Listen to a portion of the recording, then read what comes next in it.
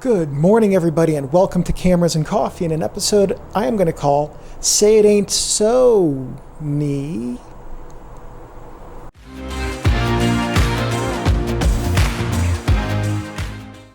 Alright, so before we get into what it is that Sony may have done this time, I am today enjoying a very, well, I don't know. Let's find out what it's like. From Kaladi Brothers Coffee in Alaska.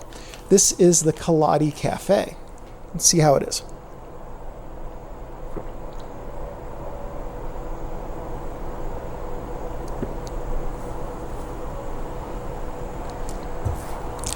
I think I like that one at work. Okay. So today's article is from a couple of days ago. It's from Photo Rumors, and I'll include a link to it. I don't see a byline in this one, so I'm not sure who wrote this. There is no byline. Okay. Title is The Sony A7R IV is the camera with the most fake reviews. Rating dropped from 4.8 of 5 to 2.5 of 5 after removing fake reviews. Okay. So this is based on an F-Stoppers report that comes from a study of Amazon ratings of the Sony A7R IV, and also comes from, and that's based on data from a website called Fakespot. Okay, so this article provides a really interesting infographic that has the 10 cameras with the most unreliable reviews. That's the wording on it. Okay. So the article's title singles out the A7R IV. I've used the A7S III and the A7 IV, love them both. I think the A7S III is a magnificent camera. If I could afford it, I would absolutely get it. But the A7 IV is the camera I'm probably going to get because I can replace I can sell off 2 or 3 cameras by getting that one. So at any rate, I have not used the A7R IV, but I did want to make that statement because, I do like the A7 series. So let's see.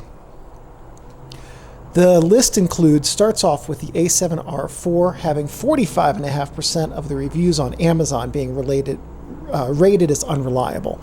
Then the EOS R6, Nikon Z5, EOS R5, Fuji X-T200, Fuji X-T4, Nikon Z6 III, Canon PowerShot G7X Mark III, Canon EOS RP, and GoPro Hero 10 Black.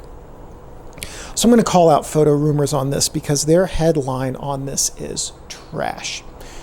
That's a harsh word. Their headline on this is possibly grossly inaccurate. It is accurate, but it's not, in that the Sony A7R IV, according to these data, did in fact have the highest percentage of fake reviews. But what Photo Rumors has done is completely gone right past what should be the headline. Of the 10 cameras with the highest rating of unreliable reviews, Canon has 40% of those. 4 of 10, that's more than anyone else. What was second place? Nikon? Nikon had 2, Fuji had 2. And then the remaining 2 were split evenly between GoPro and Sony. So they're singling out Sony, which only had 1 camera on the list, and completely bypassing, in the headline at least, that Canon had 4. So, look, Amazon reviews are incredibly important to driving sales because they don't just drive sales on Amazon. They also drive sales onto other websites for people who don't buy from Amazon. I have personally, when I go to buy a camera from B&H or Mike's Cameras, those are the places where I really buy camera gear, and Adorama from time to time. I will go up and read Amazon reviews prior to buying those, just out of curiosity. So, and YouTube is another place where I go. Actually, YouTube is my number one source of reviews for camera gear. But I will read the Amazon reviews. So even though I'm not buying that gear from Amazon, I'm buying it from either my local shop right down the street or from B&H or Adorama, I'm still using the Amazon reviews. So the reviews are very important to having good sales numbers. Now, let's make a really clear statement here. being on that list, the Fakespot article is worth reading, but being on that list does not indicate, or nowhere that I've found is it indicated, that the manufacturer has purchased fake reviews to be put onto Amazon. Haven't seen that indicated anywhere. Let's be very clear that that's not the assertion I'm making here. The assertion I'm making here solely is to call out Photo Rumors for having a headline that, while factually accurate, is not getting to the meat of the story, which is that one of the makers had 40% of the fake review cameras on this list. Now, what else could be going on besides the makers buying fake reviews?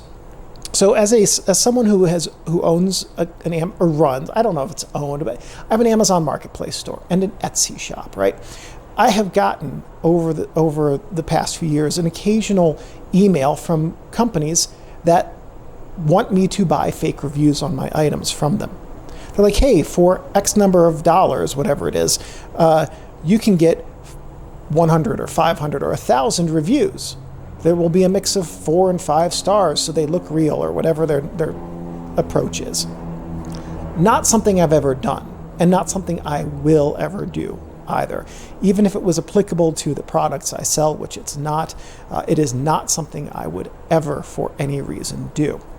So what could be going on here? If the camera manufacturers are not buying fake reviews, and let me be very clear, I'm not asserting that.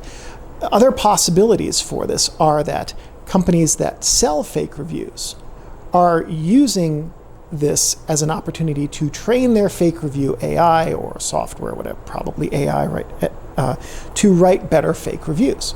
Can they write fake reviews that aren't being caught? Things like that.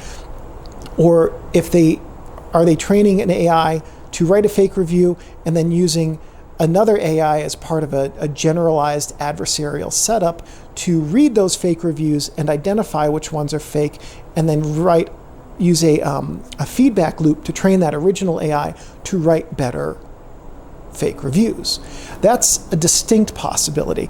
And were I one of these, let's say, moderately unscrupulous people who have a business selling fake reviews, and if I had, which I don't, and if I had the technical know-how to write AI, which I don't actually know anything about how to program, that is how I would go about training my AI to write better and harder to detect fake reviews, right? So now then data like this would become really important. If I were to have fake reviews, I would be poring over this to try to figure out, are my fake reviews the ones that are being spotted? And if so, what's triggering that spotting algorithm to find them? Okay, so this is all part of just the way that AI and software are making things really, really muddy, going back a couple of previous videos about AI being the future of everything. Anyway, AI has the ability to make it very hard for us to trust anything. So brings me to the crux of this video. The point is not that Sony or other manufacturers' camera listings had fake reviews, because we don't know if that was a malicious attempt to drive sales and increase overall rating quality, or if it was another actor just trying to test out their software, or if Fakespot's even accurate in their fake review or unreliable review data. Are they including things like somebody bought this and returned it and gave it 2 stars because they didn't like it, or gave it 5 stars and still returned it? We don't know. Or I don't know anyway. I don't have their methodology fully memorized. So the point of today's video is to say reviews should be viewed with some skepticism. So how do you get to a place where you can trust a review?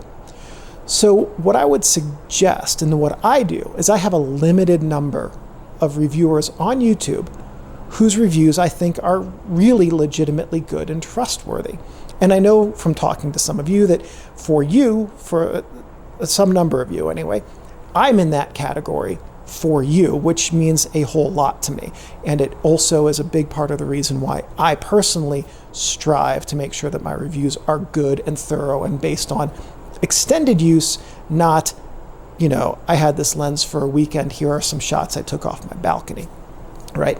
So at any rate, that's not directed at anyone in particular. I'm not attacking any of my other reviewer or any other reviewer on YouTube with that. So the advice part of this is look for reviewers who are doing work that is comprehensive and thorough and demonstrates that they are actually getting to know the gear before they release a review, okay? So that would be the best advice I can give you. And once you have a catalog of 5 or 10 reviewers, either here on YouTube or on websites like F-Stoppers and has really good gear reviews as well, and some of the others, Photographer generally has pretty good gear reviews. Once you have some websites, YouTube channels, whatever else, where you know that individual or that business or group of whatever has good and reliable reviews, then you can trust them, right?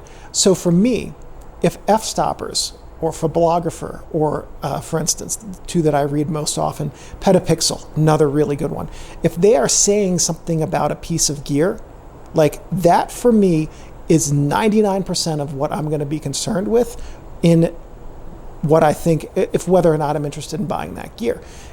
Then if the Amazon reviews are like 4.8 stars or 5.0, whatever, that's like less than 1% because of the prevalence of fake reviews on Amazon. This has been going on for years. It's not a shock to anyone. So that's the advice. Don't be swayed by what reviews on retail marketplaces say.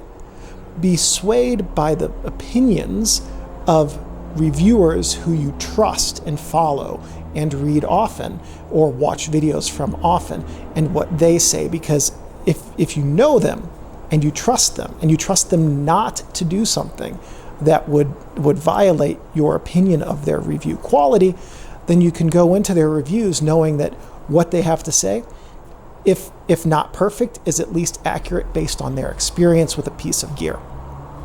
So that's what I've got for you today. Have a good weekend, everybody, and I will see you next week sometime with the next Cameras and Coffee, where we'll probably talk about cell phones becoming better than classic system cameras in terms of image quality, because that's going to be an interesting one to talk about, and I need to think about it first. Take care.